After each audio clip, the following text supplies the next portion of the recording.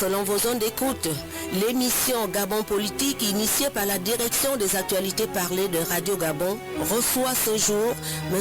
Raymond Ndongsima, ancien Premier ministre, acteur politique et auteur de plusieurs écrits relatifs à la situation socio-économique et politique de notre pays. Il est également ancien candidat à l'élection présidentielle de 2016 dans notre pays.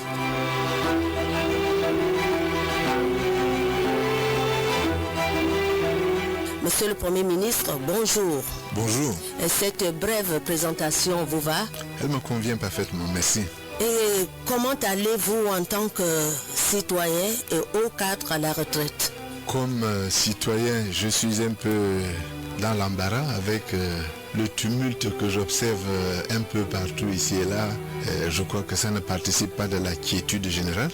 Comme retraité, j'essaie de profiter de ma retraite, de m'occuper de ce qui me fait plaisir. Et comme vous l'avez rappelé tout à l'heure, depuis que je suis à la retraite, j'ai écrit 3 livres. Et donc, vous voyez que j'ai du temps à me consacrer à moi-même. Nous y reviendrons. Voilà. Pour animer ce débat qui va durer 52 minutes, je suis accompagné d'un autre journaliste de la rédaction, Achille Mwanda Moussoti. Bonjour.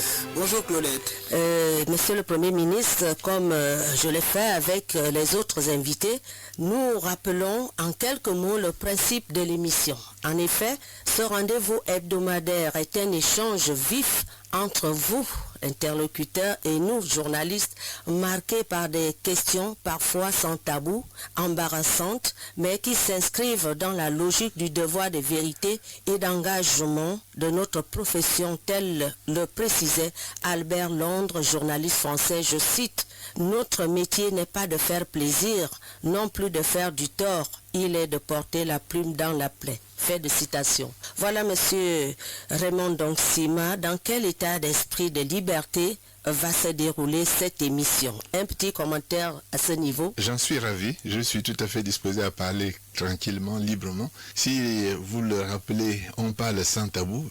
Les questions qui viennent sans tabou reçoivent des réponses qui sont aussi claires que possible. Je m'efforcerai donc de vous donner les bonnes réponses aux questions que vous poserez.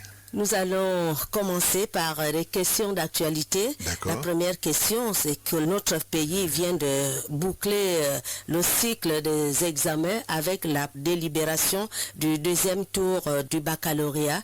Et de ces résultats, il ressort que le taux de réussite est nettement en hausse par rapport à l'année dernière et de mieux en mieux par rapport aux années précédentes. Est-ce que c'est un signe que les choses s'améliorent dans le système éducatif gabonais? En ce qui concerne l'ensemble des résultats, eh bien, il faut s'en réjouir. Maintenant, il faut savoir pourquoi on a une amélioration des résultats. Est-ce que c'est l'enseignement qui s'est amélioré? Est-ce que c'est les corrections qui ont été apportées dans la façon d'évaluer les enfants? Est-ce que c'est le niveau des épreuves qui a été légèrement assoupli pour faciliter les succès? Est-ce que ce sont les programmes qui ont été mieux assimilés? C'est le futur qui nous le dira, mais globalement, en tant que père de famille, tous les parents se réjouissent que les résultats s'améliorent et donc je suis heureux pour ceux qui ont réussi et j'espère que ça continuera dans cette direction-là. Achille, une autre question d'actualité. Oui, sur le plan continental. D'abord, il y a débat sur le franc CFA utilisé par 14 pays divisés en 2 blocs. L'UEMOA, Union économique et monétaire de l'Ouest africain, entend sous peu créer sa monnaie, et de l'autre côté, la CEMAC, la communauté économique et monétaire de l'Afrique centrale, et les Comores, qui restent dans le CFA. Seulement, ce système financier est utilisé par près de 155 millions de personnes sur le continent africain, selon les estimations, apporterait des avantages de stabilité dans la zone monétaire, affirme la France. Mais il porte très large des critiques et cela fait naître des polémiques entre défenseurs et profondeurs de cette monnaie. Comment comprendre cette situation? Je crois que la question monétaire est une question extrêmement complexe. Et beaucoup de gens ont contribué en quelque sorte à amplifier la confusion sur un sujet en mélangeant plusieurs questions qui n'avaient pas lieu d'être mélangées. D'abord, chaque pays a besoin d'avoir sa monnaie, ou chaque groupe de pays a besoin d'avoir sa monnaie. Je fais observer que si vous regardez le monde économique tel qu'il s'organise, vous prenez les Amériques, il y a l'ALENA qui a été faite là-bas, qui est un regroupement d'un certain nombre de pays, même si depuis quelque temps on voit bien que les États-Unis mettent un peu la pédale douce là-dedans. vous allez en Europe, vous voyez que l'Europe est partie de 6 pays qui se sont réunis pour aujourd'hui être 28, 27 qui se sont mis ensemble au sein de l'Union européenne. Vous allez en Asie, vous avez également des regroupements. Et quelle est la particularité de ces regroupements? C'est que chacun d'entre eux essaie d'aller vers une monnaie commune. Donc nous avons avec le CFA une monnaie commune. Et c'est un avantage qu'il ne faut pas négliger. Maintenant, les questions que l'on soulève et qui peuvent être pertinentes, c'est est-ce que l'usage de cette monnaie commune, est-ce que la gestion de cette monnaie commune est optimale? Est-ce qu'elle s'est faite au mieux? Est-ce que quelqu'un, désignons-la, la France, ne tire pas avantage dans l'ombre de ce que cette monnaie s'appuie sur à la fois le trésor français et finalement sur l'euro? Ça, c'est deux questions différentes. Mais je rappelle que quel que soit le pays ou le groupe de pays qui se met pour avoir une monnaie ensemble, ce groupe de pays va avoir besoin de règles de gestion de cette monnaie et de réserves pour gérer cette monnaie. Donc, je me réjouis que les pays d'Afrique de l'Ouest aient décidé de se mettre ensemble, mais il faut bien voir qui se met ensemble. C'est une partie des pays qui étaient dans la BCEAO, c'est-à-dire les pays du bloc de l'Afrique de l'Ouest, et qui sont en train de faire une monnaie avec le Nigeria. Donc il faut bien voir le mouvement qui est en train de se faire. Ça veut dire que à peu près 100 millions de personnes de l'Afrique de l'Ouest, qui sont utilisateurs du franc CFA Afrique de l'Ouest, sont en train d'aller se rattacher avec le bloc du Nigeria, qui représente 200 millions de personnes. Ça veut dire qu'ils sont en train de chercher à créer une communauté qui représente près de 300 millions de personnes. Et ça, c'est un objectif que les gens ont tendance à oublier, pour ne parler que des dysfonctionnements du CFA. La nécessité fait que l'Afrique de l'Ouest a besoin d'avoir un marché plus large, et donc elle trouve que ce marché plus large ne peut pas fonctionner avec deux monnaies différentes. C'est-à-dire on ne peut pas avoir dans cette CEDEAO un groupe de pays qui utilise le CFA et un autre pays qui utilise le Naira. C'est forcément, il était fatal que ces deux gens-là se mettaient ensemble et auraient une monnaie. Et c'est ça le cœur du... On va un marché commun? Bien sûr. L'objectif, c'est d'avoir des échanges plus importants, c'est d'avoir une plus grande fluidité de leurs économies et donc d'avoir de plus grandes facilités dans les échanges entre eux. Et quelle peut être la place du bloc CEMAC, l'Afrique centrale, dans cette logique de formation de bloc? En réalité, la CEMAC, aujourd'hui, là aussi, il faut distinguer les problèmes. Nous avons des problèmes de fonctionnement momentanés qui sont liés au fait que sur les 6 pays de la CEMAC, 5 sont des pays producteurs de pétrole et donc 5 sont depuis 2014 ont connu des difficultés importantes du fait de la diminution des prix du pétrole. Donc ces 5 pays ont connu des fluctuations violentes, assez brutales, et aujourd'hui, évidemment, ce serait notre intérêt de voir que à l'intérieur de la CAC, notamment avec la République démocratique du Congo, qui représente 80 millions de personnes, que nous convergions tôt ou tard vers une monnaie commune, qui serait cette fois-ci une monnaie d'Afrique centrale. Mais il ne faut pas se faire d'illusions. Les monnaies, aujourd'hui, servent à faciliter les échanges à l'intérieur de zones qui sont des zones économiques et qui ont vocation à utiliser les effets multiplicateurs les uns sur les autres pour progresser et avancer. D'accord. Monsieur le Premier ministre, autre sujet qui alimente les débats, c'est la crise de devises qui sévit depuis des mois et dont la BEAC, la Banque des États de l'Afrique centrale, aurait trouvé un compromis avec les banques commerciales. Qu'est-ce qui peut expliquer un tel phénomène économique selon vous? Je suis de l'avis de la Banque centrale depuis le départ. J'ai même voulu faire une publication sur cette question et certaines personnes m'en ont dissuadé parce que le sujet paraissait brûlant. Mais de mon point de vue, nous sommes dans une situation artificielle et je suis d'accord avec la Banque centrale que les banques commerciales ne jouent pas le jeu. En réalité, comment un espace économique comme le nôtre, dont les balances commerciales sont excédentaires, parce que c'est de ça qu'on parle au départ, c'est-à-dire le volume des produits et les valeurs des produits que nous exportons dépassent très largement les volumes et les valeurs des importations des produits que nous faisons. Ce qui veut dire que lorsque nous exportons de l'argent, mais on n'a pas besoin d'avoir fait Polytechnique pour comprendre que si la totalité de ce que nous exportons était payée dans nos pays, la masse de devises que nous aurions serait largement supérieure à la masse de devises que nous utilisons pour payer nos importations. Donc, quelque part, quelqu'un ne joue pas le jeu. Ça veut dire ceci. Ça veut dire que les gens qui gardent leurs devises, ils font de la spéculation contre le CFA, en se disant, le CFA peut être dévalué. Donc, nous gardons notre argent en dehors de la zone et nous laissons à la seule banque centrale le soin et la responsabilité de défendre le CFA avec ce qu'elle a, parce qu'elle n'a pas le droit, elle ne peut pas garder son argent à l'extérieur. Donc, elle doit garder son argent ici. La Banque centrale et les États devraient, de mon point de vue, sanctionner et infliger des pénalités aux banques qui ont spéculé. Autre sujet, cette fois au Gabon, l'augmentation des prix du carburant à la pompe fait tache d'huile. Les transporteurs ont menacé d'augmenter les prix de trajet, d'ailleurs palpable sur le terrain. Une situation qui a amené le gouvernement à reviser les prix, surtout après l'interpellation récente par le Parlement. Comment comprendre ces augmentations plus de 3 fois cette année? Et depuis quelques jours, on parle déjà de l'augmentation du prix du pain qui passerait à 150 francs CFA. Je vous renvoie à 3 publications que j'ai faites l'année dernière en 2018, où j'avais clairement attiré l'attention sur le fait que les augmentations des prix du carburant ne pouvaient pas ne pas avoir d'impact sur l'augmentation du niveau général des prix à l'intérieur du pays. Et le problème est que lorsqu'on fait les apprentis sorciers, on finit par payer les conséquences de ça. Le carburant est un bien fondamental, au sens de l'économie politique pure. C'est un bien fondamental, c'est-à-dire un bien qui rentre dans la production de tous les autres biens. Parce que avec le carburant, vous produisez de l'électricité, directement ou indirectement. Vous produisez de l'électricité dans les groupes électrogènes qui alimentent les villes, qui alimentent les scieries, qui alimentent les machines qui travaillent, ou bien vous produisez de l'énergie qui permet aux véhicules d'avancer et de fonctionner. Donc, à partir du moment où on va entrer l'augmentation à la racine, elle ne peut que avoir des effets multipliés sur le reste de l'économie. Par exemple, le livreur de pain, s'il a un groupe électrogène, le prix de son carburant augmente. Donc, le prix auquel il fabrique son pain augmente. Et puis, il va livrer ses pains.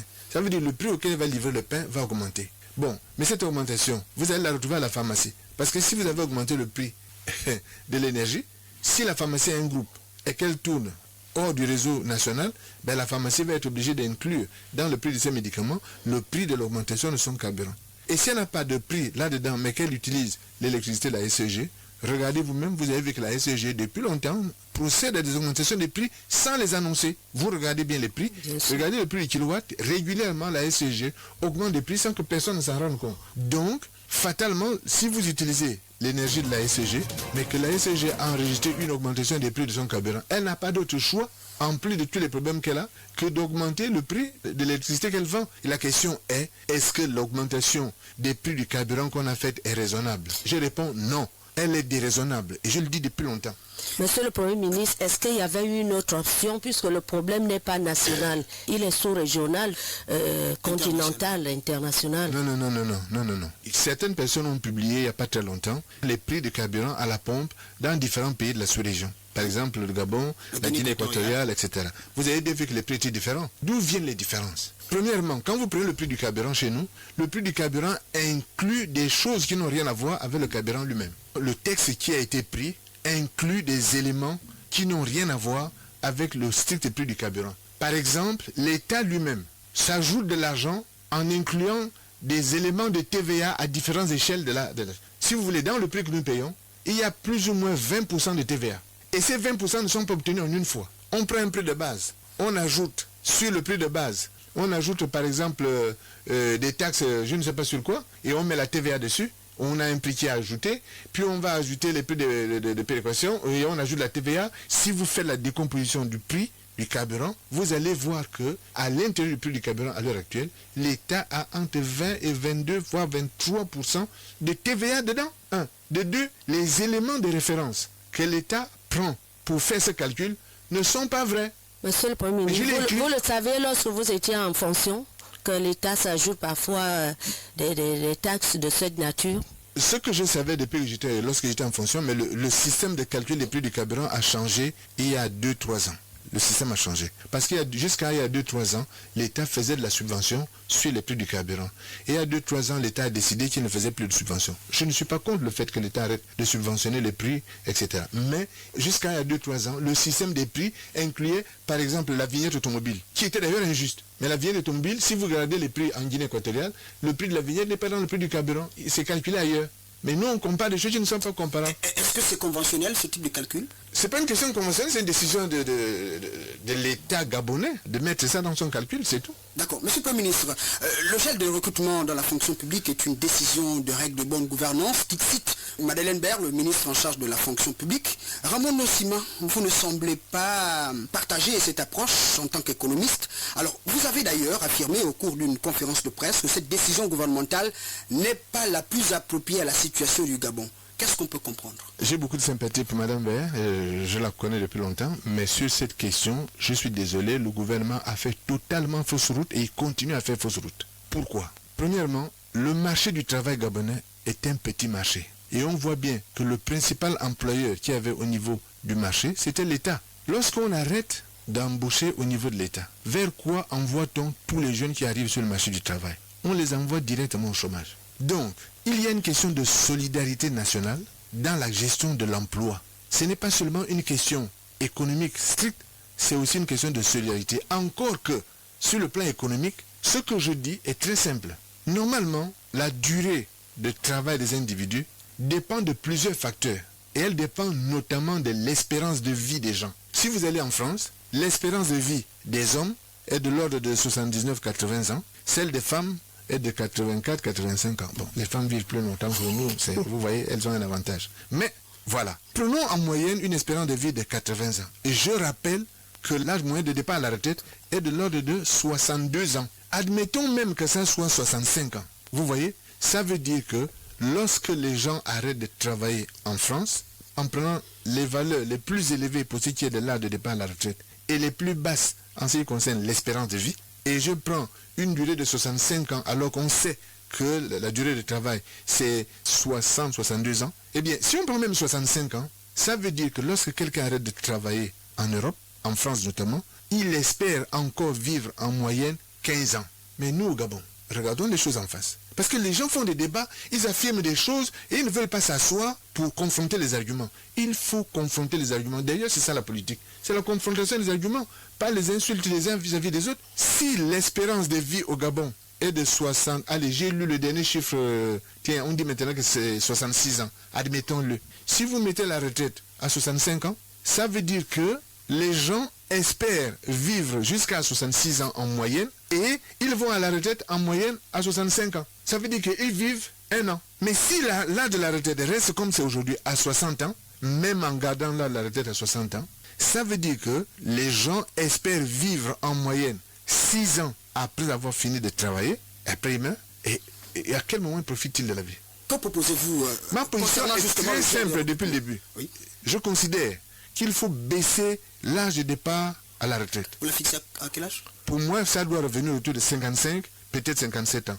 Mais pas plus haut. Il faut qu'on revienne autour de 55, 56, 57 ans. En tout cas, ma position est claire. Si vous me demandez vraiment un âge, je dirais 55 ans, les gens vont à la retraite. Et sur la question du gel et recrutement? Mais ça va ensemble. Si les gens vont à la retraite à 55 ans, ça veut dire que les postes que ces gens-là libèrent permettent d'offrir à des jeunes qui sont en attente d'un premier emploi, ça leur permet d'espérer prendre un premier emploi. Et j'ajoute ceci, ce qui est important, c'est que le plus grand nombre de personnes aient travaillé et aient cotisé pour qu'au final, dans la fin de vie, beaucoup de gens ne se retrouvent pas à des niveaux, à des seuils de pauvreté qui sont très élevés. Parce que, figurez-vous que ce qui va se passer maintenant là, c'est que tous les gens, tous les jeunes qui finissent par arriver à 40, 45 ans, etc., et qui vont aller atteindre l'âge de 60 ans sans jamais avoir travaillé, parfois après avoir fait de grandes études, etc., beaucoup d'entre eux vont se retrouver avec zéro. Donc nous vivrons dans le futur des gens dans des situations de misère extrême, alors que ce sont des gens qui n'auront eu que la malchance de ne pas trouver un emploi. Alors, quel regard vous jetez sur la situation des retraités aujourd'hui, la CNSS, qui vient de mettre une carte prépayée, et surtout sur la question de la trimestrialisation, mensualisation qui pose problème, débat. On veut un regard pour l'économiste que vous êtes. C'est tout un brouhaha qui s'est fait inutilement. Je crois que la direction générale de la CNSS aurait dû depuis le début faire la proposition qu'elle vient de faire à la fin. Là. C'est ça qui aurait été depuis le départ la solution la plus simple, qui est une solution de bon sens. En réalité, si vous avez des gens à la retraite, déjà ils touchent seulement une partie de leurs revenus. C'est à la retraite que les gens sont le plus malades, qu'ils ont besoin de soins. Ils ne peuvent pas attendre 3 mois pour percevoir quelque chose. Et je crois que les conseils autour de la directrice générale de la CNSS auraient dû agir beaucoup plus vite pour qu'elle choisisse la solution qu'elle vient de choisir le plus tôt et qu'on évite les querelles inutiles que nous avons vues tous ces mois qui participent d'un pourrissement du climat général du pays. Mais il y a quand même un souci. Qui va supporter les charges? On sait bien que lorsque vous avez une carte bancaire, eh bien, il y a des charges à... Non, vous êtes là sur des questions superficielles. Je suis sur des questions essentielles. La question essentielle est la suivante. Si on prend les comptes de la nation, et là je parle en comptabilité publique, pas en comptabilité privée, si on prend les comptes de la nation, on va voir que la somme des cotisations sociales qui sont normalement versées, parfois ne sont pas versées, parfois il y a du retard, mais qui devraient être versées parce que là, la CNSS, effectivement, a raison de se plaindre de ce que tout le monde ne verse pas, mais la somme des cotisations versées est supérieure et de très loin à la somme des prestations sociales. Puisque cette somme, la balance est positive, alors en réalité, lorsque la Caisse nationale de sécurité sociale perçoit son trimestre, puisqu'on parle de gestion de trésorerie, normalement, elle aussi, elle place les revenus qu'elle a le premier trimestre. Elle ne paye que le premier mois. Elle a 2 mois en réserve. Si sur le seul mois de juillet, la caisse a été obligée de dépenser en empruntant sur le marché, vous êtes bien d'accord que les cotisations de mai et juin sont en excédent sur le marché et que par conséquent, en gestion de trésorerie, la caisse aussi place ces excédents-là sur le marché financier. Donc, à la fin, si on fait bien la balance, en gestion de trésorerie, les excédents financiers que la caisse touche en plaçant la somme trimestrielle sur le marché, du très court terme, ces excédents commerciaux, sont supérieurs à ce qu'elle paye seulement à l'avance qu'elle prend sur un seul mois. Ce sont des questions techniques. On peut revenir à d'autres occasions. Nous sommes obligés d'évoluer dans le débat. Oui. La politique et l'économie vont de pair pour la bonne conduite d'un pays. D'ailleurs, Frère Omar Bongo Ndimba ne cessait de le dire que faites-moi la bonne économie et moi je vous ferai la bonne politique. Oui. Vous êtes ancien Premier ministre et économiste. Est-ce que d'une manière globale, comment appréciez-vous la situation socio-économique dans notre pays? La situation économique n'est pas saine. Elle n'est absolument pas saine parce que ce qui caractérise une économie, c'est sa capacité à créer de la richesse. Et parmi les richesses, lorsqu'on crée de la richesse, on crée aussi de l'emploi. Une économie où la richesse est créée, mais où il n'y a aucune création d'emploi, est une économie qui est condamnée parce qu'elle laisse sur le bord de la route une partie de sa propre population. Donc la question est-ce que le niveau de croissance que nous affichons, que nous annonçons, est-ce que c'est une croissance qui inclut de la création d'emplois? Car le premier objectif que nous avons, c'est de donner du travail à tout le monde. Et donner du travail pour que les gens aient des revenus et non pas qu'ils reçoivent des subsides, des subventions. Les gens n'ont pas besoin qu'on leur fasse le monde. Les gens ont besoin de travailler par rapport à ce qu'ils ont appris, soit chauffeur, soit électricien, menuisier, professeur, infirmier, etc., de faire le métier et de gagner à la sueur de leur front leurs revenus. Donc, si les systèmes économiques ne créent pas de l'emploi, alors ce système économique a un problème. Or, ce qu'on observe actuellement, c'est que le nombre de personnes qui est sans emploi, le nombre de jeunes gens, de jeunes filles qui est sans emploi, le nombre de personnes qui a perdu un emploi et qui ne parvient pas à retrouver un emploi est excessivement élevé en comparaison de la population que nous avons dans le pays. Donc ceci crée une situation qui est malsaine. Tout à fait. Lorsqu'on parle de Raymond Dongsima, les Gabonais avertis pensent tout de suite à l'économiste, à l'homme qui a redressé certaines sociétés en difficulté, à un technocrate, tout ce qu'on peut dire dans ce domaine. Je veux dire, Dongsima, acteur politique, était méconnu il n'y a pas longtemps.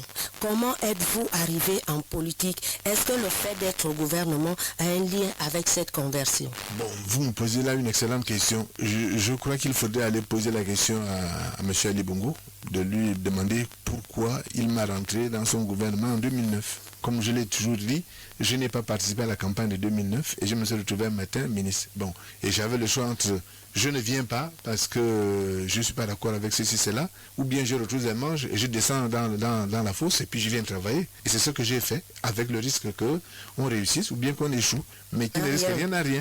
Donc c'est plus facile de critiquer en étant au bord de la route. Oui, est-ce que vous étiez obligé d'appartenir à un parti politique? Je rappelle, vous arrivez sur le terrain politique, votre première escale, le Parti démocratique gabonais, puisque vous aviez été élu député du PDG en 2011 pour le canton qui est. Oui. Mais ce mariage n'a pas, troisième siège, ce mariage n'a pas duré. Vous avez démissionné par la suite, précisément, quelques mois après votre sortie du gouvernement. Pouvez-vous nous dire exactement ce qui n'a pas marché? Non, je suis arrivé au gouvernement sans étiquette politique. Je suis resté sans étiquette politique pendant pratiquement 2 ans. Je rappelle que lorsqu'il y a eu le congrès de 2010 au PDG, je n'ai pas fait d'adhésion au PDG à ce moment-là. J'aurais pu, par opportunisme ou par quelque chose comme ça, dire, bon, puisque je suis là, je suis ministre, je vais rentrer. Je n'ai pas fait ça, je suis resté en dehors. Et il y a beaucoup de gens à l'intérieur du PDG qui m'ont fait la cour, en disant, il faut que tu viennes avec nous, on va aller jusqu'au bout. Et j'ai fini par accepté les propositions qui m'ont été faites de rejoindre la formation politique qui était au pouvoir et d'être en phase avec celui qui était là, parce que peut-être que ça pouvait améliorer la confiance que les gens allaient me faire. Je n'ai pas réussi à savoir quelle était la sincérité des gens qui m'attiraient, mais le fait est que, oui, je suis rentré au PDG en mai 2011, alors que j'étais arrivé au gouvernement en septembre 2009, et effectivement, je suis allé à l'élection législative de 2011, où je suis devenu député du canton qui est. Lorsque j'ai été mis Premier ministre et que j'ai été relevé de la fonction de Premier ministre, je n'ai pas quitté le PDG tout de suite. Je suis resté au PDG. Mais il y a eu à ce moment-là, à l'intérieur de la maison, un certain nombre d'opérations, de manœuvres, de publications, de choses qui étaient évidemment incompatibles avec ce que je crois. Et nous avons même appris que les PDG de souche, permettez-moi le mot, oui, surtout ceux originaires du Wellington, ne vous avez pas véritablement adopté au sein de leur formation politique. Oui, beaucoup d'entre eux, en effet. Vous l'avez vécu? Bien sûr, mais bon, qu'est-ce que je pouvais y changer? L'essentiel, c'était que j'essayais de faire le travail pour lequel j'étais là et qu'on me confiait, et c'est ça qui était le plus important. Je crois que après les gens vous aiment, ne vous aiment pas en politique, ça c'est quelque chose que vous ne pouvez pas tout à fait gérer parce que vous ne commandez pas ça. Deuxième Premier ministre du premier septennat du président Ali Bongo Ndimba de 2012 jusqu'en 2014 et 2 ans plus tard, vous vous présentez au scrutin présidentiel face à lui. Pourtant, vous avez, on peut dire que vous avez co-géré le Gabon ensemble. Pourquoi cette décision? Non, lorsque je suis devenu Premier ministre, j'ai voulu m'attaquer aux questions essentielles. Et notamment, je vous rappelle, la régularisation des situations administratives des fonctionnaires et la remise en ordre de l'administration. Parce que vous le voulez ou non, je vous invite à aller lire un auteur comme Joseph Stiglitz, qui est prix Nobel d'économie et ancien vice-président de la Banque mondiale. Et il vous rappelle bien que les performances des pays industriels, souvent on les attribue au secteur privé. Mais en réalité, ces performances du secteur privé repose sur un secteur public qui est particulièrement performant. Donc tout le problème du premier septennat d'Ali Bongo et celui de ce deuxième septennat vient de ce qu'il n'a pas compris lui-même et une partie des gens autour de lui que le succès de son projet reposait d'abord sur la performance de son administration. Il était capital de redresser l'administration. Et ensuite, c'est de cette manière qu'on pouvait avoir des fonctionnaires qui vont au travail en étant satisfaits, contents d'aller au travail. Pas des fonctionnaires qui vont en se disant mais j'y vais parce que qu'est-ce que vous voulez que je fasse de plus? Quelqu'un qui doit être là au travail à 7h30, mais qui vient à 10h, ainsi de suite, et qui ne vient peut-être même pas, ou bien qui vient juste pointer, qui rentre à 8h, 9h, et puis à 11h, à 10h, il est déjà sorti, ou quelqu'un qui, quand on lui demande de faire un service public, de mettre un document public, demande qu'on lui paye quelque chose, etc. Vous savez que lorsqu'on a fait les régularisations des situations administratives, beaucoup de fonctionnaires se sont réveillés un matin avec leur situation administrative corrigée. Ils n'ont pas eu besoin d'aller ni à la fonction publique, ni d'aller miser, d'aller donner 1 centime quelque part. Pourquoi? Parce que c'était la clé du succès de ce qu'on avait besoin de faire. Si Ali Bongo s'était appuyé sur une administration performante, il aurait atteint des objectifs beaucoup plus facilement et beaucoup plus vite de ce qu'il voulait avoir comme projet. Parce que ce n'est pas parce qu'on combat quelqu'un qu'on doit jeter par la fenêtre la totalité de ce que cette personne dit. Il y a des choses qu'Ali Bongo a annoncées qui étaient des objectifs louables. Et moi je les assume, je suis prêt à les défendre, que ça correspondait à quelque chose de pertinent. Après, la façon de vouloir atteindre ces résultats n'a pas été la bonne. À la fin de ma position à la primature, je me suis retrouvé sorti du poste. Pourquoi? Parce que je dérangeais un certain nombre de personnes qui avaient envie de faire du à toi et à moi, etc. Mais puisqu'on parle d'actualité, regardez vous-même. Vous avez lancé des opérations Mamba, on a fait des opérations d'arrestation, de machin, etc. Vous avez entendu mon nom là-dedans? Non. Pourquoi? Parce que précisément j'ai décrié ces choses.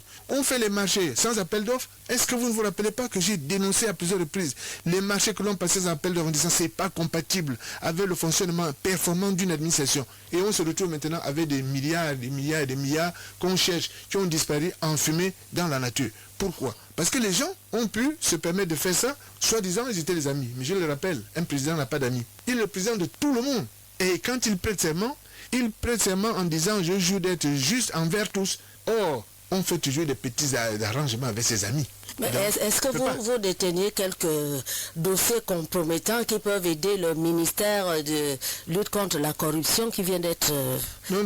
créé? J'ai entendu le ministre annoncer qu'il allait attraper les corrompus. Je n'appartiens pas à cette famille de corrompus et je ne connais pas les gens qui sont là-dedans.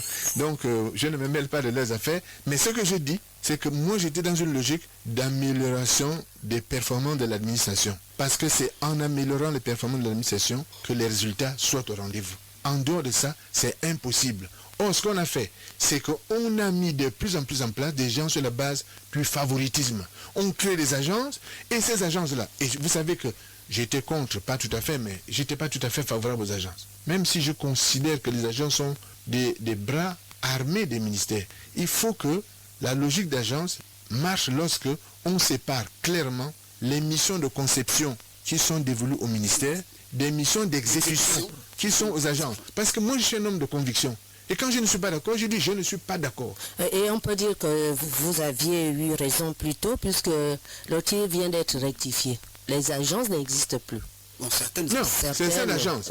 Mais le mal est fait. Oui. Premièrement, le mal est fait. Deuxièmement, je ne demande pas la suppression des agences. Parce que, vous voyez, la logique de agences, etc., vient de ce qu'on appelle le nouveau management public. Et les gens qui ont défini ça ont bien dit clairement que pour que ça marche, il faut que certains soient en charge de la définition des politiques et que les autres soient en charge de l'exécution. Vous voyez? Donc, pour moi, si on fait cette séparation, les agences ont leur place. Mais il faut que les agences exécutent ce que les ministères décident librement et que les agences soient remplies de gens qui ont été recrutés sur les bases de compétences. Parce que les agences, en réalité, ce sont des entreprises publiques. Et ces entreprises publiques devraient être des lieux où le recrutement est basé sur les compétences des gens. Achille. Alors, c'est ce qui vous a amené à être candidat à la présidentielle 2016? Oui, je suis devenu candidat en 2016 parce que le débat de 2016 a été un débat tronqué, un débat qui a porté sur les personnes et non pas sur des solutions. Et l'avenir me donne raison. La suite de l'histoire est en train de me donner raison. C'est d'ailleurs le sens du livre que je viens de publier, l'alternance manquée en 2016. Pourquoi? Parce que quand vous vous posez la question, sur quoi débattions-nous en 2016? On débattait de tel est riche, tel est pauvre, tel a un bon relationnel, tel a un bon carnet d'adresse, tel est plus intelligent, etc. On a débattu de telle a la nationalité, n'a pas la nationalité, des choses comme ça. Mais personne n'a dit, discutons des solutions qui ont été proposées pendant 7 ans. Faisons le bilan de ça. Et voyons si elles ont marché, si elles n'ont pas marché.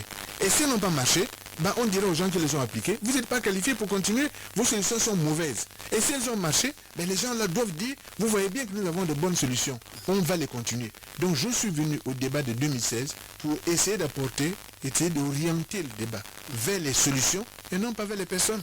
Donsima appelle à l'organisation d'un dialogue franc pour prévenir les potentiels conflits post-électoraux. Oui.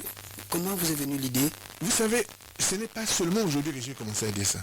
Au lendemain de l'investiture de M. Ali Bongo, qui m'a tellement coûté. Ce que les gens... On vous reproche d'ailleurs d'avoir participé à cette cérémonie. Bien sûr, mais je dirais 2 choses à ce sujet. La première, c'est que, en réalité, ce sont les gens qui ont porté plainte devant la Cour constitutionnelle, qui ont porté plainte devant une juridiction.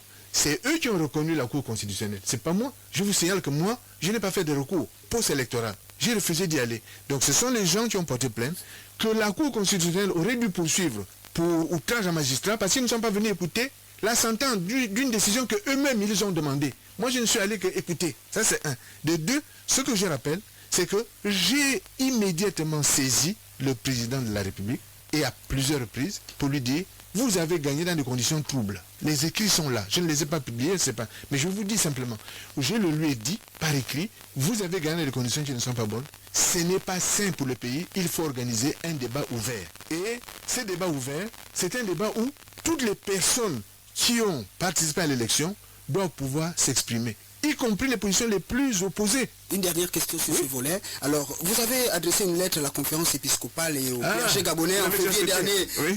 Qu'est-ce que vous reprochez à ces derniers? Moi, je crois que, j'ai été élevé dans l'église catholique, j'ai fait mes écoles primaires catholiques, je suis allé au collège Bessieux, j'ai grandi dans la famille catholique. Et je suis fier d'être catholique. Et quand je vois des faiblesses dans mon propre camp, je dois les soulever. Vous savez, la lettre que vous avez vue, ce n'est pas moi qui l'ai publiée, je l'ai rendue publique. Je l'ai envoyée à la conférence épiscopale et quelqu'un s'est cru malin en la prenant, en la mettant sur la place publique. Mais cette lettre s'adressait, comme j'en ai le droit, au pasteur de l'Église catholique, c'est-à-dire au berger, que vous êtes en train de faire quelque chose qui n'est pas conforme aux Écritures et conforme au dogme et à l'enseignement de l'Église catholique, qui est un enseignement de vérité. C'est-à-dire l'Église catholique aurait dû dénoncer, de mon point de vue, un certain nombre de choses qui n'étaient pas conformes à la vérité, à la loyauté, à la sincérité. Monsieur Raymond Dongsima, vous vous réclamez de l'opposition, c'est ça? Peut-être même je suis le seul de l'opposition à l'heure actuelle. Oh ben, quels sont vos rapports avec les autres oppositions? Parce qu'il y a finalement plusieurs oppositions. La politique, ce n'est pas une opposition entre individus. C'est une opposition entre des solutions. Ce sont des solutions qu'on oppose à des solutions. Et aujourd'hui, comme je l'ai dit, j'ai écrit 3 livres. Je ne prétends pas détenir la vérité, mais je propose un corps de solutions, une analyse et un corps de solutions derrière. Donc, ce que j'attends des autres, de tous les autres Gabonais, c'est qu'ils fassent, eux aussi, des propositions sur des solutions. C'est à ce moment-là qu'on peut voir si on est capable de se rapprocher ou bien si on diverge. Vous voyez? Parce qu'aujourd'hui, les gens ont tendance à croire que appartenir à l'opposition, c'est juste une déclaration de principe. Je viens à la télévision ou bien à la radio comme chez vous, je dis je suis de l'opposition et tout le monde considère que maintenant, on se met de l'opposition. C'est pas ça l'opposition. L'opposition, c'est de prendre les solutions que quelqu'un a mises en œuvre, par exemple, notamment, les solutions que le PDG a mises en œuvre depuis un certain nombre d'années, de les analyser, de montrer que les solutions en question ne sont pas pertinentes, ne sont pas efficientes, ne sont pas efficaces. Et de fait, ce n'est pas tout de dire qu'elles ne sont pas efficaces. C'est de proposer des solutions. Et de dire, voilà ce que je propose à la place. Ce que je, ou bien ce que nous, on propose à la place. Et c'est parce qu'il y a un nombre de personnes importants qui fait les mêmes propositions que ces gens-là peuvent se regrouper en disant, nous allons former une famille politique. Mais aujourd'hui, nous avons des gens qui disent nous sommes dans l'opposition, ça fait même partie des marchandages, on va voir le ministère de l'Intérieur, selon qu'il vous aime ou ne vous aime pas, il vous donne un agrément pour être un parti politique, ou ne vous l'en donne pas parce que celui-là va nous déranger, etc., etc. Justement, à ce sujet, vous avez créé un mouvement politique, qu'en est-il aujourd'hui? J'attends toujours du ministère de l'Intérieur qui me donne un récépissé, et je connais des gens qui ont nettement moins de participants et d'adhérents à leur mouvement, qui se retrouvent avec des récépissés, et on se demande comment, et voilà. Et quelle en est l'appellation exacte? L'Alliance patriotique. Bon, donc voilà le cœur du problème. Je voudrais insister. Allez-y. La politique, c'est une opposition de solutions. Ce sont des solutions qui s'opposent à d'autres solutions. C'est-à-dire, nous sommes une collectivité. Et dans cette collectivité, des problèmes apparaissent. Et chacun vient en disant, je pense que pour résoudre ce problème, voici les solutions. Et un autre va dire, non, cette solution comporte des inconvénients. Je pense qu'il vaut mieux prendre telle autre solution. Et l'élection, c'est l'occasion que l'on donne à la population de choisir entre 2 types de solutions. Mais si le débat reste, mais donc c'est les cheveux blancs, il n'est pas beau, il est trop gros, ou il est trop mince, il n'est pas assez lancé, il n'est pas assez. Si c'est ça le débat, on ne propose pas de solution aux autres. Donc on n'avance pas, on reste dans quelque chose qui n'a aucun intérêt pour personne. Et aujourd'hui, j'aimerais bien voir la plateforme du débat avec les autres. Justement, parlons de vos écrits. Vous écrivez beaucoup et vos ouvrages détaillent effectivement votre projet de société, ce que vous comptez faire pour le Gabon, c'est bien, mais beaucoup pensent que votre démarche est très élitiste, occidentalisée, parce que combien de Gabonais peuvent d'abord s'acheter un livre alors qu'ils sont accablés par des problèmes de survie, les problèmes d'alimentation, les problèmes de transport. Est-ce que vous ne pensez pas qu'il y a un déphasage avec le contexte? Non, il n'y a pas de déphasage. Vous savez, les gens qui choisissent confient à celui qu'ils élisent à un moment donné, lorsque l'élection se passe bien, et c'est pour ça que l'élection doit être sincère, les gens qui élisent, les électeurs, confient à quelqu'un leurs espoirs, leur espérance pour 5 ans, pour la durée du mandat. Mais ce choix-là, ils le font sur quelle base? Sur quelle base donnent-ils à quelqu'un le pouvoir de les représenter ou de mettre en œuvre une solution qui les intéresse pendant 5 ans? Il faut que les gens, que nous fassions le pas en avant qualitatif qui permette à la population de comprendre qu'on ne va pas à une élection parce que tel est beau, parce que tel a acheté de la régabe, parce qu'il a amené des t-shirts, parce qu'il a amené les gadgets. On va à une élection parce qu'il propose des solutions qui vont permettre de résoudre tel et tel problème auquel nous sommes confrontés. C'est ça le cœur. Et c'est pour ça qu'il est essentiel, justement, que les gens, intellectuels et autres, écrivent. Pas seulement moi. Beaucoup d'autres personnes devraient écrire. Il y a beaucoup de gens qui ont beaucoup plus de qualité que moi, plus d'expérience, qui devraient écrire. Une chose est d'écrire, une autre est maintenant de diffuser, de permettre à des gens, dans des cercles de lecture, etc., de comprendre ce qui est là-dedans. Parce que lorsqu'on écrit, on décortique des mécanismes. Et de simplifier le message. De simplifier le message. On va vers la population. Exactement. Des quartiers populaires, par exemple. Tout à fait. Donc, il faudrait peut-être accompagner des dons. Vous ne faites pas des dons. Non, vous faites je jamais suis des contre dons. la politique des dons. Je suis contre la politique des dons. Le ventre affamé n'a point d'oreille, monsieur le Premier ministre. Oui, c'est comme ça que ventre affamé vote contre ses propres intérêts. 3 ouvrages, Alternance manquée en 2016, publié cette année. Oui. Le temps des choix en 2016 et au-delà, publié en 2016. Quel renouveau pour le Gabon, publié en 2015. Oui. 3 ouvrages sur des situations peut-être un peu cohérentes. Oui. Mais qu'est-ce qu'on peut comprendre Un cheminement. par l'alternance manquée en 2016? L'alternance manquée en 2016, c'est un peu ma lecture après coup.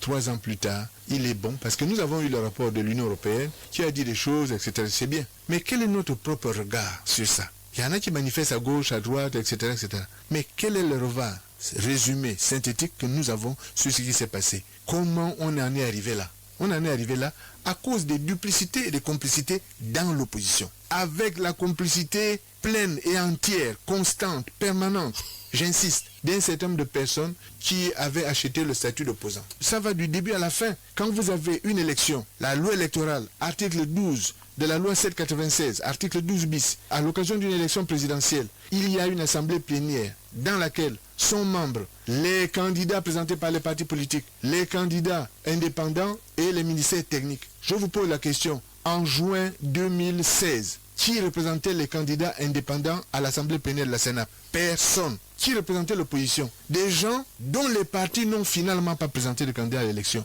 Ce qui était une violation claire de la loi électorale.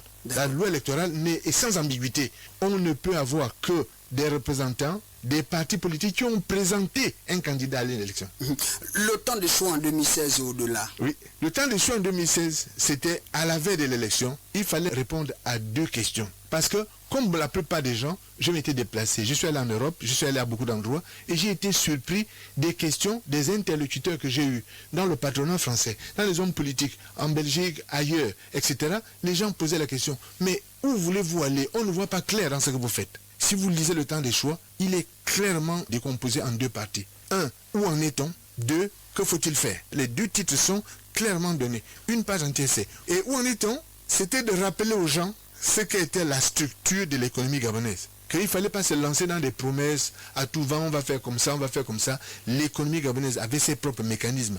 Il était essentiel de rappeler aux gens ce que sont ces mécanismes-là. Comment elle réagit à un impact, comment elle réagit à un choc. Et on avait un choc depuis 2014, c'est-à-dire les prix du pétrole qui s'effondraient. Et personne ne faisait attention à ce qui était en train d'arriver. Le choc ne faisait que commencer et il allait en s'amplifiant. D'ailleurs, dans cet ouvrage, vous mettez le peuple gabonais face à ses responsabilités.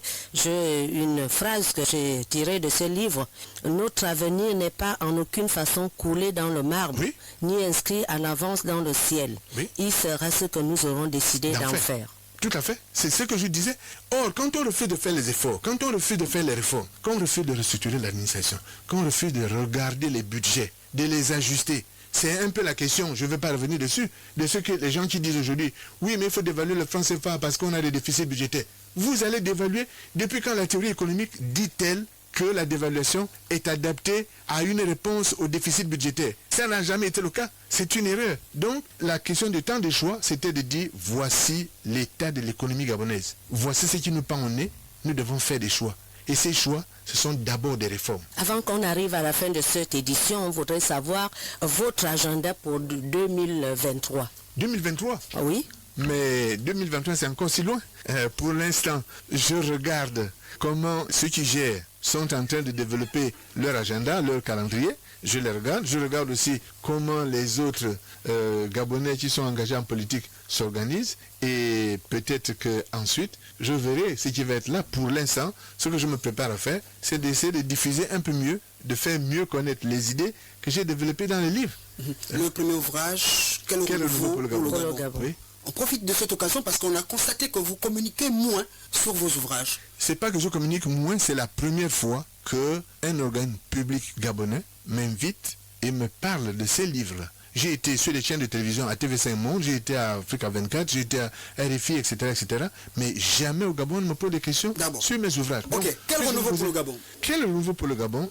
C'est un livre dans lequel j'ai voulu partager mon expérience en tant que Premier ministre, ce que j'avais vu. Et ce que j'ai vu, j'ai voulu dénoncer les mécanismes qui fonctionnaient, pas des individus. Vous voyez, je n'aime pas trop m'attaquer aux individus. Je veux m'attaquer aux mécanismes. Et ce que je disais, regardez bien le livre en question, c'était que l'entourage du président de la République s'était déjà mis hors la loi depuis longtemps, qu'il ne respectait pas les règles. Et que cet entourage-là entraînait le président dans l'erreur, il n'y avait pas de force de rappel autour de lui. Et toute personne qui voulait jouer ce rappel était automatiquement combattue par des gens qui voyaient uniquement leur intérêt. Quand vous regardez avec le recul, vous savez à l'époque j'avais cité l'exemple mémorable de Sovog, n'est-ce pas? Qui est devenu Clean Africa, puis devenu Averda. Où en sommes-nous aujourd'hui? Vous voyez? Et si vous reprenez une affaire comme la Santulo Gate, comment on a pu avoir une affaire qui dérape jusqu'à 700 et quelques milliards de francs CFA avec une seule entreprise dont la quasi-totalité des marchés ont été passés sans appel d'offres? Comment c'est possible? Ce sont ces questions que je soulevais, que j'ai dénoncées. Attention, nous sommes en pleine dérive. Ce qui est en train de se passer là va nous retomber à la figure. Et déjà à cette époque, je rappelais qu'il fallait faire des réformes. Et ces réformes impliquaient une mise en conformité de nos dépenses avec nos recettes budgétaires. Parce qu'on ne peut pas vivre indéfiniment au-dessus de ses moyens. Et dans cet ouvrage, vous faites aussi allusion à la richesse du sous-sol gabonais. Tout à fait. Mais la richesse du sous-sol gabonais, elle nous échappe dès lors que nous ne faisons pas un bon usage des produits financiers que nous récoltons sur la base de ces richesses. C'est la même chose que nous avons aujourd'hui. On met en place des systèmes de concurrence déloyale à l'intérieur du pays. Vous avez des camions en plaque rouge qui transportent du ciment, qui transportent des camions, qui transportent d'autres choses, etc. Mais d'autres personnes dans le même temps achètent des camions en toute taxe. Comment peuvent-ils être en concurrence? Ce n'est pas sain pour favoriser le bon fonctionnement de l'économie. Donc, il y a un moment donné, des gens doivent être capables de dénoncer sans que cela ne paraisse comme une agression contre quelqu'un. Si on ne tire pas la sonnette d'alarme pour dire ça là, c'est pas bon, ben, on continue dans l'erreur. Et le jour où l'erreur se produit, on se retrouve tous dedans. Voyez-vous l'affaire de Santulo, où les intérêts n'ont pas été encore pris en compte. Si, in fine, il est décidé finalement au tribunal international que nous sommes condamnés et qu'on doit payer, les intérêts qui vont aller là-bas, les sommes qu'on va payer, les intérêts, viennent en déduction du revenu de chacun d'entre nous, parce que cet argent aurait pu servir à satisfaire nous tous. Monsieur le Premier ministre, quelles sont vos relations avec la presse gabonaise? Je n'en ai pas beaucoup. La presse, je ne la vois pas beaucoup. Elle ne m'invite pas beaucoup. Et quand elle m'invite, je viens, mais elle ne m'invite pas tellement. De nombreux observateurs disent que vous avez un coup de poing. Comme tous les Gabonais, oui, effectivement, je peux avoir le coup de poing, mais je n'ai jamais frappé un journaliste. Vous n'avez peut-être pas saisi ma question, mais on dit que vous partagez moins. Vous avez une main ferme. Ah! Ça revient sur la question je reviens, bien sûr. Le don. Vous savez, il est facile d'être riche comme Crésus. Il est facile d'être riche comme Crésus. Si vous êtes généreux en mettant la main dans la poche du voisin, vous pouvez être effectivement très généreux. Si vous êtes généreux en mettant la main dans la poche du trésor, effectivement, vous pouvez dépenser beaucoup d'argent. Maintenant, je vous invite à faire le rapprochement. Je vous ai dit tout à l'heure, que ce soit les affaires de Mamba, que les affaires des fêtes tournantes, etc., etc. Avez-vous déjà entendu mon nom là-dedans? Une seule fois? Non. Alors évidemment, je partage moins parce que j'en ai peut-être moins que des gens qui sont mis à partager parce qu'ils pouvaient puiser à l'infini dans les poches de l'État, dans des marchés qui n'étaient pas des marchés réguliers, dans des opérations qui n'étaient pas régulières. Donc oui, on peut toujours vous accuser de ne pas me donner l'argent de la RTG, mais vous n'avez pas accès à l'argent de la RTG. D'accord. On ne va pas se séparer sans parler quand même des arts martiaux. Ceinture noire. Oui. Comment vous est venue cette passion? Oh, ça c'est loin, parce que quand j'étais jeune étudiant en France, je suis arrivé en France en étant un peu malade. Je dirais même beaucoup malade. Et moi qui aimais le football, comme tous les jeunes Gabonais, je ne pouvais pas jouer au football, je ne supportais pas le froid. Donc dans les années 75, je me suis inscrit au karaté dans une salle en salle, parce que c'était le seul sport que je pouvais pratiquer en salle. J'avais déjà fait un tout petit peu de karaté ici avec Maître Michel Nyamamongwam, alors que j'étais un peu, j'en avais fait pendant un an. Donc je me suis rabattu sur le karaté et il se trouve que les sports, que ce soit le karaté, le judo, etc., sont très bien encadrés en France. Et j'ai commencé à progresser à l'intérieur. J'ai eu la chance de tomber sur un professeur japonais qui était dans mon quartier. Donc je me suis inscrit là et puis j'ai passé les grades petit à petit et puis voilà. Vous êtes économiste, mais les informations glanées auprès de votre entourage révèlent que vous aviez voulu embrasser une carrière de pilote. Pouvez-vous nous parler un tout petit peu de cet instant? quand j'ai passé le bac, je me suis présenté au test de recrutement de l'armée de l'air en 1974. Et je crois que j'étais major au concours. Et il se trouve que, bon, je suis allé. D'ailleurs, mon premier passeport, c'est l'armée qui me l'a fait. c'est l'armée qui me l'avait fait, puisque j'avais déjà rejoint la base. Mais il s'est passé des trucs assez bizarres, parce que au dernier moment, alors que j'avais fait les tests pour aller en école en France, on m'a proposé d'aller plutôt en Grèce, un truc comme ça. Puis, bon, ça ne m'intéressait pas tellement. J'ai renoncé. Voilà. C'est comme ça. Monsieur Ndongsima, vous êtes également un passionné de l'agriculture. Comment se portent vos champs de DVA culture, la pisciculture? Quel est l'avenir? Avez-vous des projets? Non, mes plantations de DVA ne se portent pas bien du tout, parce que les cours de l'EVA sont très bas, et pas seulement moi, mais tous les planteurs de l'EVA sont en difficulté, les planteurs villageois, parce que les cours de l'EVA sont très bas. C'est un problème sérieux dans un pays comme le nôtre, parce que les gens qui vont vers l'agriculture n'ont pas la capacité de supporter les fluctuations des prix. En 2011, les prix étaient très hauts, très haut, on était à 800 francs le kilo. Je pense qu'aujourd'hui on est à 200 francs et donc plus personne ne travaille, on arrête, parce que à ce prix-là, vous ne rentrez pas dans vos fonds. Donc ça, ce côté ne marche pas. J'ai fait également, il y a 3 ans, je me suis lancé dans d'autres types de cultures, manioc, banane, un peu avant le projet graines. Les gens pensaient que j'avais imité graines, c'est l'inverse. J'ai planté 8-9 mois avant graines, en faisant une préparation mécanique du terrain. Je suis convaincu que une des clés de l'agriculture dans le futur chez nous, c'est des productions mécanisées. Parce que nous avons un handicap de main-d'œuvre. La main-d'œuvre coûte excessivement cher pour ce que l'agriculture peut rapporter, pour les marges que l'agriculture peut procurer. La main-d'œuvre est beaucoup trop chère chez nous. Vous savez que nous sommes frontaliers, par exemple, du Cameroun. Il suffit de regarder que les ouvriers agricoles camerounais, on les paye 2 voire 3 fois moins que les nôtres. Par conséquent, comment voulez-vous être en concurrence avec eux s'ils produisent avec des coûts de production qui sont beaucoup plus bas? Donc oui, j'ai travaillé et je vais remettre ça sur la partie production. Et ça veut dire aussi qu'il y a des productions, à mon avis, pour lesquelles nous n'avons pas d'avenir. Ancien Premier ministre, il y a d'autres Premiers ministres qui sont en vie, qui sont à Libreville. Quelles sont vos relations? La plupart des anciens Premiers ministres, à l'exception notable du dernier, c'est-à-dire M. Issouzé, les autres sont plus âgés que moi. Bon, ce sont des aînés, quand je les vois, je les salue avec... C'est tout? Oui, on n'a pas... Il n'y a pas un projet de mettre peut-être un conseil des anciens premiers ministres pour discuter des problèmes du pays? C'est pas moi qui peux mettre ça en place, parce que je ne suis pas le plus âgé. Vous savez que la gérontologie est une chose importante dans notre pays. Je pense que les anciens premiers ministres... les anciens premiers ministres se rencontrent comme ça, dans les cérémonies, on se salue, puis c'est tout. On n'a pas vraiment grand-chose à faire ensemble. Un souvenir pendant votre passage à la primature? À la primature?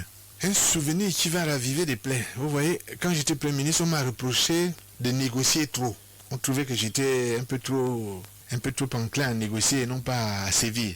Et j'observe que j'ai été peut-être critiqué pour n'avoir pas été trop ferme dans les rapports avec les syndicats, mais je me demande si des progrès ont été accomplis depuis là dans les relations avec les syndicats. Je vois aujourd'hui que des syndicalistes sont arrêtés, mis en prison, ce qui n'est pas une solution. Je pense que dans un pays, les arrestations ne règlent pas le problème. Elles instaurent une espèce de terreur, ça ne règle pas le problème. Si les gens protestent, c'est qu'il y a quelque chose. Alors il faut parler. Voilà, mesdames, messieurs, chers auditeurs, c'est la fin de cette émission Gabon Politique qui avait comme invité Raymond Ndongsima, ancien Premier ministre, acteur politique et écrivain. Avec l'auteur de l'alternance manquée en 2016 au Gabon, nous avons passé en revue plusieurs sujets d'intérêt national, notamment son engagement politique et sa vision socio-économique dans un État démocratique. Raymond Ndongsima, merci d'être passé sur les antennes de Radio Gabon. La référence. Achille Mwanda Moussochi, Claudette Eworé était à la présentation. Cette émission est coordonnée par Ali Renard Rajumba sous la supervision de Bertrand et Biagangwe. À très bientôt. Au revoir.